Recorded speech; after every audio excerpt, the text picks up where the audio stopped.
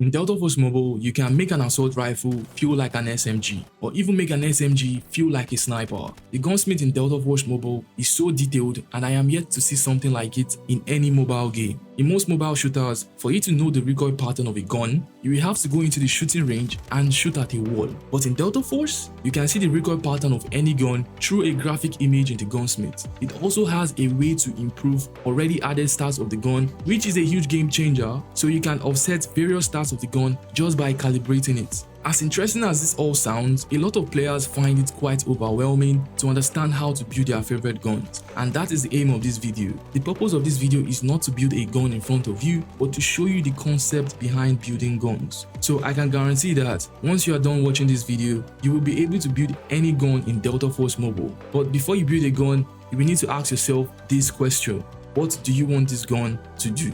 Once you have figured out how you want the gun to feel, the next thing will be to add a scope and a mag to the gun. The reason why a scope and a mag are to be added first is because they are the most important parts of the gun, and when added, they affect certain stats of the gun. So when you add them first, you can then add other attachments to balance out the gun. Some scopes affect stability and handling, so pick the one that will help the gun answer the initial question of what do you want this gun to do. For the mag, you will have to pick the one that feels right for your playstyle, but take note of the negatives that come with some mags and compare it to the others to know if it is worth it. For example, the QBZ has a 45, 30 and 60 round mag. I don't use a 30 round mag as it feels small, but when I look at the stats affected by the 45 and 60 mag, the 45 mag is the best choice, as -12 on handling is bad for the gun already. After doing this, enter the firing range and test out the gun. You will notice how it shoots and what needs to be fixed. Once you have done this, click this hamburger icon and scroll to details. In here, you will see all the information about the gun. The damage shows your gun damage on different parts of the body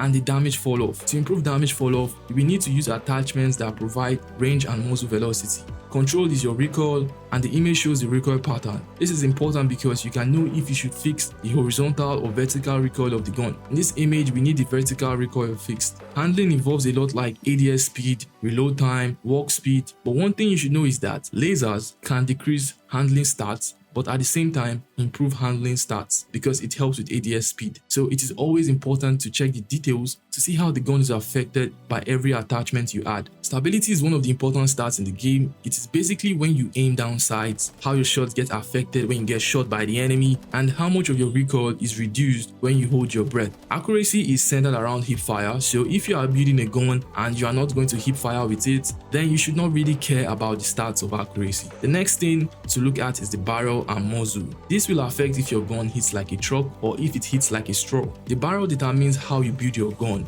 and for assault rifles, always make sure the barrel grants range and muzzle velocity because this will help the gun beam at a longer distance. So look at the fire rate and know which is worth it on the gun. There are also a lot of muzzles in Delta Force Mobile, and selecting the right one might feel overwhelming, but it is easy once you figured out the stats on the gun that you need to fix. For example, the QBZ needs its vertical recoil fixed, so we can add the Sandstorm vertical compensator. If it was a horizontal recoil issue, we could go for the Bastion. While you add these attachments, also check details to see how it affects the gun. So if the base stats for control on the gun is good and you don't have any recoil problem, then you can check out the muzzles and see which affects the other stats you want to improve, and always check details to see how it affects the gun.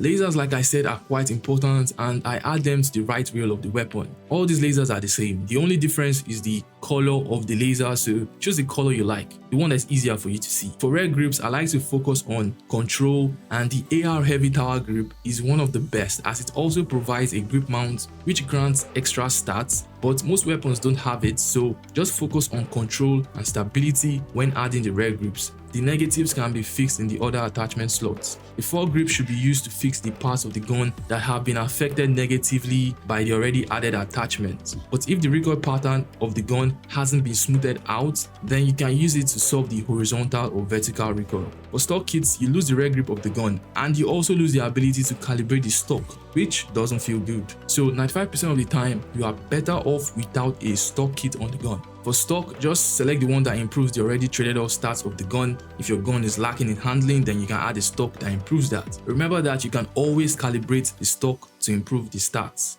For patches, what I like to do is I like to use it to fix the stats lacking in the weapon. Like in this case, we need more handling, so I added the DD Python handguard. If I needed more control, I would have added the Ranger handguard. I like adding patches at the end of my gun building process, like when I'm done, and I just use it to like offset the stats.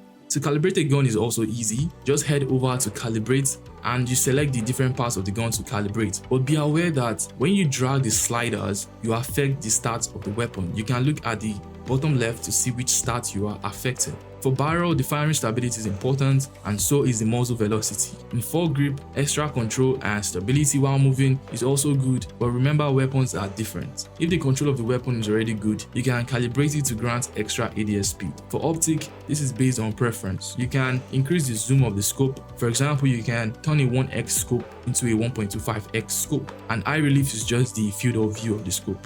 For rear grip, you can calibrate it to benefit the weapon. The weapon doesn't need hip fire speed, so I would rather improve stability when moving. Improving control will reduce aim stability while breathing, but since I always hold my breath while shooting, this isn't a bad trade-off to me. But if you don't hold your breath, then you can leave it at default. It really isn't a must that you must increase every slider.